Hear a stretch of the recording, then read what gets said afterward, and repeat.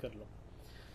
دیکھیں، سب سے پہلے تو میں آپ کو مبارکباد پیش کرنا چاہتا ہوں کہ قرآن کریم کے فرمان پہ ملک پاکستان نے عمل کر لیا ہے۔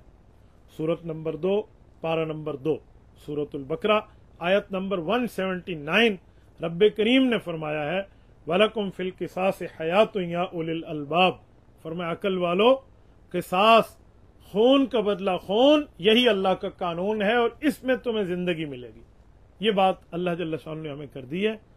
اب جب انڈیا نے بزدلانہ اقدام کیا، رات کی تاریکی میں ہمارے معصوم بچوں کے اوپر، خواتین کے اوپر جن کا کسی قسم کا کوئی قصور نہیں تھا، ان کے اوپر اٹیک کیا، چاہے وہ باولپور کا ہو یا وہ باقی جگہوں کا ہو، جیسے سیالکوٹ کا ہے، نارووال کا ہے، کوٹلی کا ہے، باغ کا ہے، باقی جگہوں کا ہے، وہاں معصوم بچوں کو ان نے شہید کیا ہے اور رات کی تاریکی میں کیا۔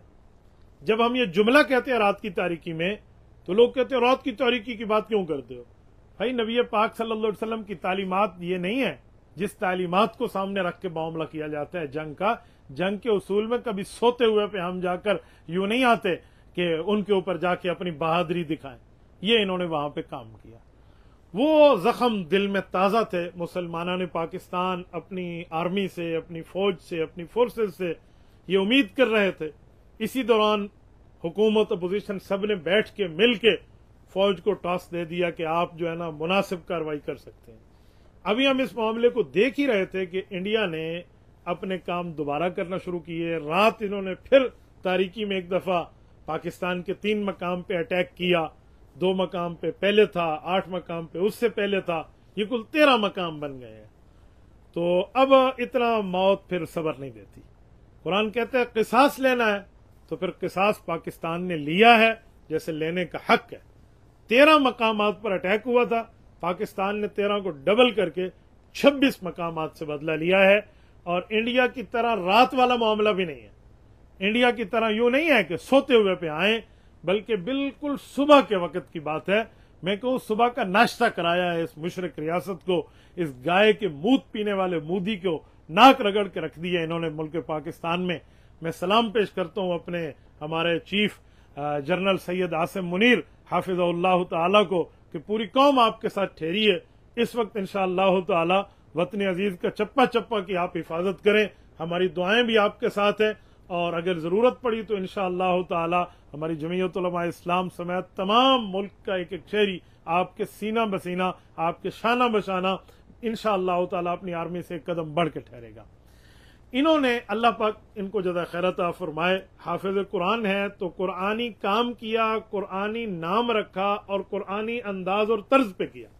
نام رکھا ہے سورت نمبر 61 سورت صف کی آیت نمبر 3 میں بنیان مرصوص، جو ابھی قاری صاحب نے آپ کے سامنے تلاوت کی، جس میں رب کریم فرماتے ہیں کہ اللہ تعالی، اللہ نے پسند کر لیا ان لوگوں کو جو صف بنا کر دشمن کے مقابلے میں یوں لڑتے ہیں کأنہم بنیان مرصوص، گویا کہ یہ ایک مضبوط سیسہ پلائی ہوئی عمارت ہے۔ تو انہوں نے وہ نام رکھا ہے۔ مسلمانوں، کیا زبردست نام ہے، 10 حروف پہ مشتمل ہے۔ بنیان 5 اور 5 لفظ ہیں، حرف ہیں مرصوص کے۔ قرآن کریم کی ایک حرف کی تلاوت پر 10 نیکیاں ہیں، تو یہ 10 لفظ ہیں۔ بنیان مرصوص جو مسلمان کہے گا، اس لفظ کہنے پر بھی اسے 100 نیکیاں نقد مل جائیں گی۔ اتنا بہترین نام۔ اور پھر وقت کون سا رکھا ہے؟ وقت رکھا ہے صبح کا۔ صحیح مسلم میں حدیث پاک موجود ہے، یہ صحیح مسلم جلد اول کی روایت ہے۔ حضرت انس ابن مالک فرماتے ہیں کان رسول اللہ صلی اللہ علیہ وسلم یغیر اذا طلع الفجر، نبی پاک صلی اللہ علیہ وسلم دشمن پر چڑھائی فجر کے وقت کیا کرتے تھے، بزدلوں کے معاملے رات کی تاریکی پہ نہیں ہے۔ تو یہ قرآنی نام رکھا اور فرمانی طرز پہ رکھا۔ لیکن اس کے ساتھ ایک جملہ اور بھی کہوں، قرآن کریم میں بھی اس پہ اشارہ موجود ہے۔ قرآن کریم نے سورت عادیات کے اندر صحابہ کرام کے ان گھوڑوں کا ذکر فرمایا جو گھوڑے جہاد میں استعمال ہوتے ہیں۔ فرمایا فالمغیرات صبحا، یہ وہ لوگ ہیں جو صبح میں جا کے دشمن کو غارت کرنے کی تیاری رکھتے ہیں۔ تو یہی کام حافظ عاصم منیر صاحب نے کیا ہے، اللہ تعالیٰ ان کو جزا خیر عطا فرمائے، رب کریم ان کو خوش و خرم رکھے۔ سلامت باکرامت رکھے۔ میں اس کے ساتھ چند پوائنٹس میں نے لکھے ہیں، وہ میں آپ کی خدمت میں کیا دیتا ہوں۔ سب سے پہلی اور بنیادی بات ہے کہ اگر ہم یہاں پہ دیکھیں تو ہمیں ایک چیز ملتی ہوئی نظر آتی ہے، وہ کیا ہے؟ وہ ہمیں یہاں ملتا ہے کہ یہ جو سورت صف ہے جس سے یہ لفظ لیا گیا بنیان مرصوص، اگر ہم یہاں سے دیکھیں تو ہمیں معاملہ نظر آئے گا کہ یہ وہ صورت ہے جس کے لیے جامع ترمذی میں نے آپ کے سامنے رکھی ہے، ابھی اپنے طلبہ عزیز کو بھی دکھائی کہ یہ جامع ترمذی ہے، اس کی کتاب التفسیر ہے۔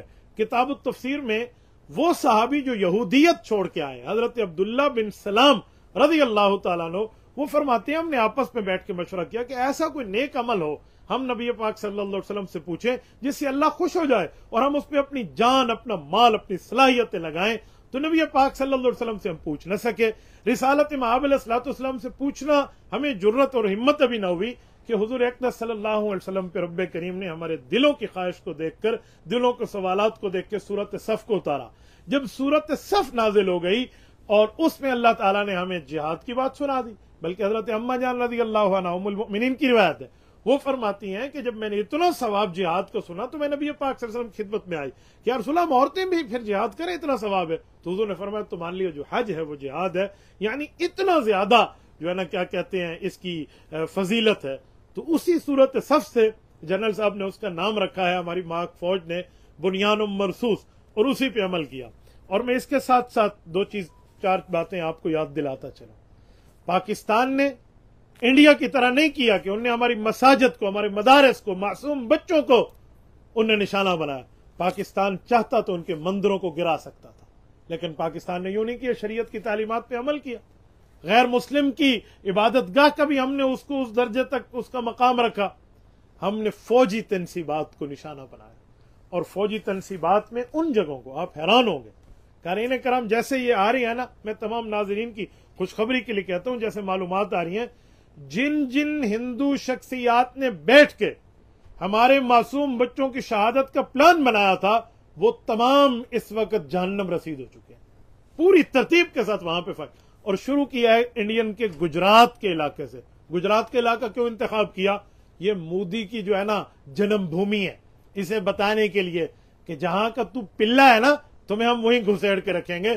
اور اس کے بھی کسی مسجد، کسی مندر، کسی کلیسا، کسی گردوارے کو نشانہ نہیں بنایا، بلکہ اس کی فوجی اور بیس کا رگڑا نکال کے رکھ دیا ہے ملک پاکستان نے، اور وہاں پر یہ ساری ترتیب رکھی ہے۔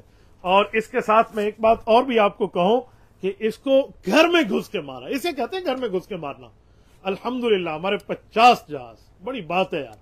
ابھی تو صرف ہم نے تمہیں ایک وہ پرومو چلا کے دکھایا ہے، جتنے حضرات گئے ہیں یقین مانے، میں رات بھی ان کے لیے دعا گو تھا، اپنی اس بیماری کے عالم میں بھی دعا گو رہا کہ اللہ جل شانہ ان کو سلامتی کے ساتھ لائے۔ اللہ کا کرم، فضل، شکر، احسان، امتنان کہ ہمارے تمام پائلٹس وہاں سے بالکل زندہ سلامت غازی بن کے لوٹے، اور بہترین انداز میں۔ ہمیں شہادت سے ڈر نہیں ہے، شہادت مطلوب مقصود مومن، نہ مال غنیمت نہ کشور کشائی۔ شہادت جس کی تمنا دل میں نہ ہو، نبی علیہ الصلوۃ والسلام نے فرمایا منافقت کی موت مرے گا، لیکن نہیں، اللہ رب العزت نے ان سے مزید کام لینا ہے۔ اس ہندو گاؤں کے موت پینے والے کو مزید انشاءاللہ اس کی ناک کو خاک آلود کرنے تو رب نے انہیں زندگی دی ہے، وہ تمام کے تمام ہمارے غازی بن کے لوٹے ہیں، اور رب کریم نے ان کو اقامت عطا فرمایا۔ یہ جو حافظ صاحب نے بنیان مرصوص نام رکھا ہے نا، اس سورت کی 14 آیات ہیں۔ تھوڑا آگے آئے نا، آگے نصر من اللہ فتح قریب کا لفظ بھی قرآن میں موجود ہے اسی سورت کے اندر۔